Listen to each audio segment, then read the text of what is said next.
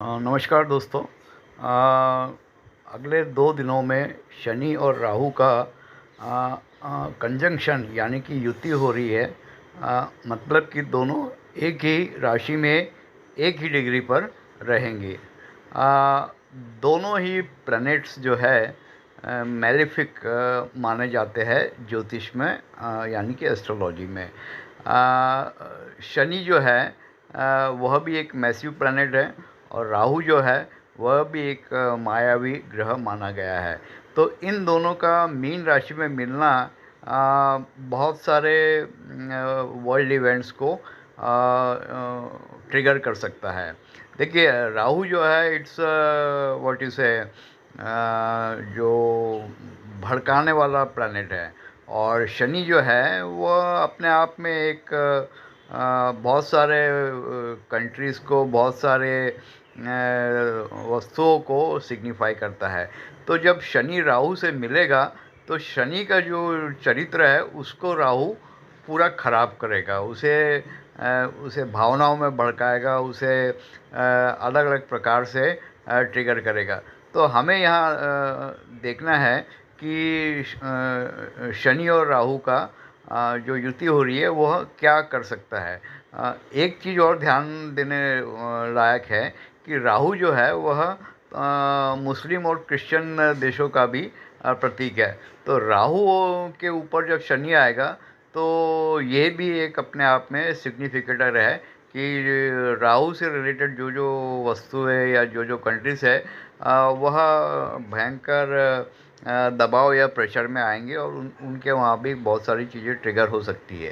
तो इसको समझने के बाद हम लेट्स सी कि क्या क्या हो सकता है। तो सबसे पहले मैं कहूँगा कि जो ईरान का मसला है दैट कैन बी ट्रिगर्ड। तो आप देखेंगे कि यूएस और ईरान के बीच में कुछ भयंकर युद्ध जैसी स्थिति निर्मित हो सकती है। That is point number 1।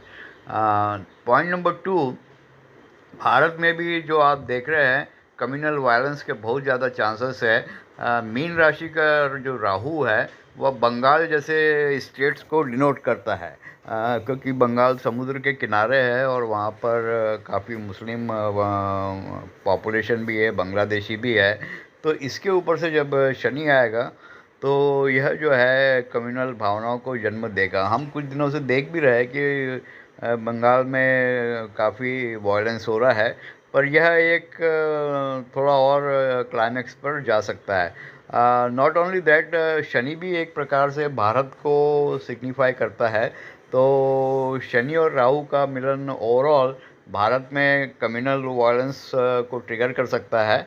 और इस पोस्ट के माध्यम से हम गवर्नमेंट और एडमिनिस्ट्रेशन और पुलिस को सचेत करना चाहते हैं कि please be careful and watchful across the country to see that communal violence doesn't happen anywhere।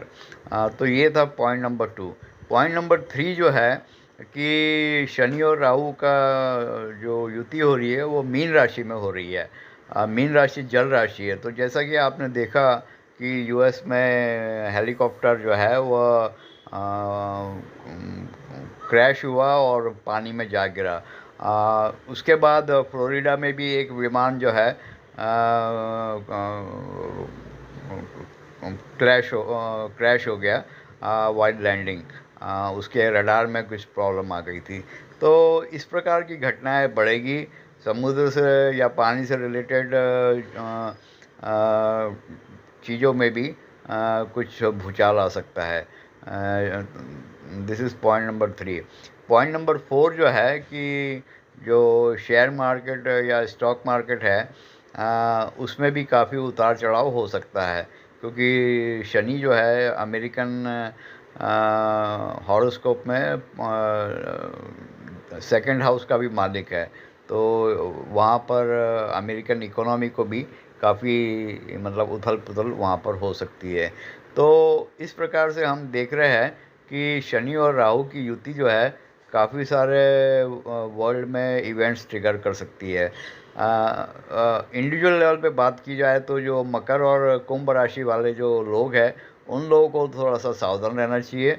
दे में हैव हेल्थ इश्यूज, दे में have financial issues, and they have to be careful for any sort of cheating or vulnerabilities at home. तो individual level पे मकर और कुंभ राशि वालों के लिए यह योग ठीक नहीं है, क्योंकि यह जो है शनि जो है राहु के गिरफ्त में रहेगा। तो इस प्रकार से हम देखते हैं कि ये कुछ इम्पोर्टेंट वर्ल्ड ट्रिगर हो सकता है। साथ ही हमें राहु से रूल्ड देश जैसे आपके मिडिल ईस्ट में जो है वहाँ पर भी हमें ध्यान देना पड़ेगा। तो